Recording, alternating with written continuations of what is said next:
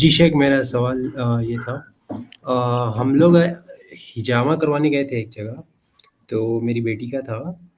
तो उन्होंने करने के बाद ये कहा कि ऐसा लग रहा है कि इनके ऊपर असरात हैं, बोल के ऐसा कुछ बोले। तो क्या वाकई में उनको पता चल सकता है क्या ये असरात हैं वगैरह कुछ? देखिए, आप शायद मस की बात कर रहे हैं। मस मतलब यानी जिन का असर होना किसी पर। इसमें कोई शक जी नहीं है कि मस ये एक हकीकत है और होता है।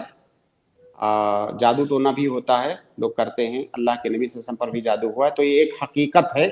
गर्चे ये गुनाह है, जादू करना तो कुफ्र है। और बहुत सारे जो शयातीन होते हैं वो इंसानों पर आते हैं और उनको तकलीफ देते हैं, जाहिर है ये भी हराम है। लेकिन ये एक हकीकत है, ये चीज़ होती है।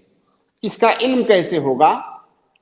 इसका इल्म, इसकी कुछ अलामतें होती हैं और वो अलामतें हर एक को पता नहीं होती हैं। जो इस मैदान में काम करने वाले होते हैं, जिनको तजर्बा होता है, वो तजर्बे से कुछ अलामतें होती हैं जिनकी बुनियाद पर उनको पता चलता है कि इस इंसान पर जादू हुआ है या इस इंसान पर जिन का असर है। ये सारी चीज़ें अलामात से जाहिर होती हैं, जो कि हर आदमी पता नहीं कर सकता। जिनके पास तजर्बा होता है वो कर सकते हैं। तो अब यहां पर जो अहम बात है वो ये कि हमारे मुआशरे में बहुत सारे ऐसे आपको आमिल, सड़क छाप आमिल मिल जाएंगे। आप उनके पास जुकाम भी हुआ रहेगा, अगर जाएंगे उनके पास जाएंगे तो आपको यही बताएंगे आप पर जादू हुआ है, आपको जिन आता है, आपको जिन ने जो है ये तकलीफ दी है। ऐसे लोगों का कोई एतबार नहीं है। अगर कोई सालेह, नेक, मुत्तकी, परहेजगार आदमी है, अल्लाह से डरता है और उसके पास इस तरह का इल्म है, तजर्बा है, अगर वो ऐसी कोई बात करता है तो हम उस पर एतमाद करेंगे।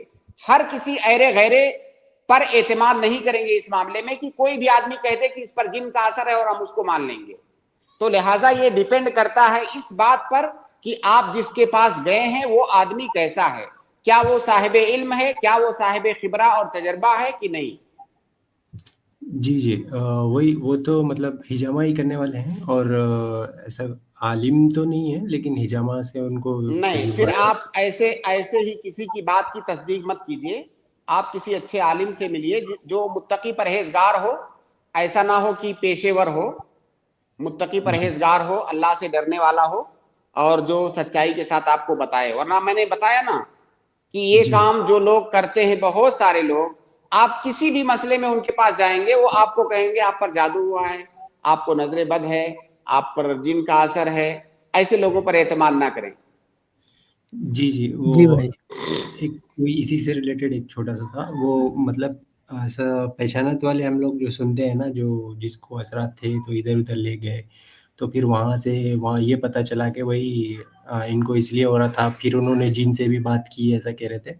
और वो कह रहा था कि जिन कह रहा है कि मतलब हॉस्पिटल में गए थे, मैं तो सीधे अपने रास्ते जा रहा था, इसी औरत ने मुझे धक्का दिया था, इसलिए मैंने इसके ऊपर आ गया के। तो मतलब क्या चलते फिरते हमसे धक्का लग सकता है क्या, या फिर कोई जिन हमको धक्का मेरे दे सकता मेरे भाई देखिए, एक बात तो ये समझिए कि मेरे पास इन मामलात में तजर्बा नहीं है, मेरे पास इन मामलात का इल्म नहीं है। अलबत्ता एक चीज़ का इल्म है मेरे पास।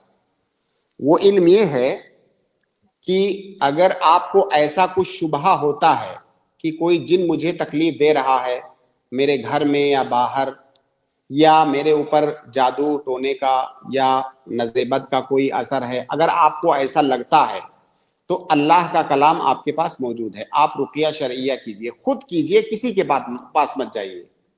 आप कुरान पढ़ करके रुकिया शरइया कीजिए। सूरह फातिहा, कौन सा मुसलमान है जिसको सूरह फातिहा नहीं याद है? सबसे बेहतरीन रुकिया सूरह फातिहा से है। आप सूरह फातिहा बार बार पढ़ करके अपने हाथों पे दम करके अपने जिस्म पर फेरिए, पानी में दम करके उसको पी लीजिए, पानी में दम करके उससे नहा लीजिए। इसके अलावा भी जो सूरतें हैं, जैसे मुअव्विदात हैं, कुल हुवल्लाहु अहद, कुल औज़ु बिरब्बिल फलक, कुल औज़ु बिरब्बिन नास, आयतुल कुर्सी, सूरह बकरा की आखिर की आयतें, या मुकम्मल सूरह बकरा, या कुरान की कोई भी आयत, सब में शिफा है। अल्लाह के नबी सल्लल्लाहु अलैहि वसल्लम ने बहुत सारी दुआएं बताई हैं, वो दुआएं आप किसी आलिम से पूछ लें। ये इन सारी चीज़ों के जरिए से आप रुकिया कीजिए। और उससे पहले ज़रूरी है कि जो वाजिबात हैं उनकी अदायगी कीजिए। जैसे सबसे ज़रूरी जो चीज़ है, नमाज पढ़ना। इंसान नमाजी हो, मुत्तकी हो, परहेजगार हो, हलाल खाने वाला हो, یہ ساری چیزیں اپنے اندر انسان پیدا کرے اور اپنا رقیہ خود کرے, کسی کے پاس جانے کی ضرورت نہیں ہے اور وسوسہ پالنے کی بھی ضرورت نہیں ہے. میں جا رہا تھا دھکا مار دیا, ارے کسی جن کی شیطان کی ایسی جرات نہیں ہے. اگر آپ حقیقت میں اللہ تعالیٰ سے لو لگانے والے ہیں, توکل کرنے والے ہیں, اور جو اسباب اللہ تعالیٰ نے بتائے ہیں وہ اسباب آپ اختیار کر رہے ہیں, کہ تو کسی کی جرات نہیں ہے, کسی کے اندر طاقت نہیں آپ کو تکلیف دینے کی. تکلیف وہ اس وقت دے گا جب آپ اللہ رب العالمین کا در چھوڑ کر کے دوسرے در پر جائیں گے. اللہ تعالیٰ نے جو طریقے بتائے ہیں بچنے کے, ان طریقوں کو جب آپ اختیار نہیں کریں گے تب آپ کو تکلیف ہوگی. تو لہٰذا ایسے کسی بھی چلتے پھرتے آدمی کی بات پر اعتماد مت کیجیے اور اپنا رقیہ خود کیجیے. اور یہ ضروری نہیں ہے کہ جب آپ کو تکلیف ہو جائے تب آپ رقیہ کیجیے. آپ صبح شام کے اذکار مسلسل پڑھتے رہیے, روزانہ پڑھیے, قرآن کی تلاوت آپ روزانہ کیجیے. تو یہ جو اذکار بتائے ہیں اللہ کے نبی صلی اللہ علیہ وسلم نے ہمیں, یہ اذکار کس لیے ہیں؟ آپ کو ہر طرح کے شر سے انشاءاللہ یہ اذکار محفوظ رکھیں گے اللہ کے حکم سے. تو ان اذکار کی پابندی کیجیے, نمازوں کی پابندی کیجیے, قرآن کی تلاوت کی پابندی کیجیے, انشاءاللہ ان سب چیزوں سے کوئی نقصان نہیں پہنچے گا.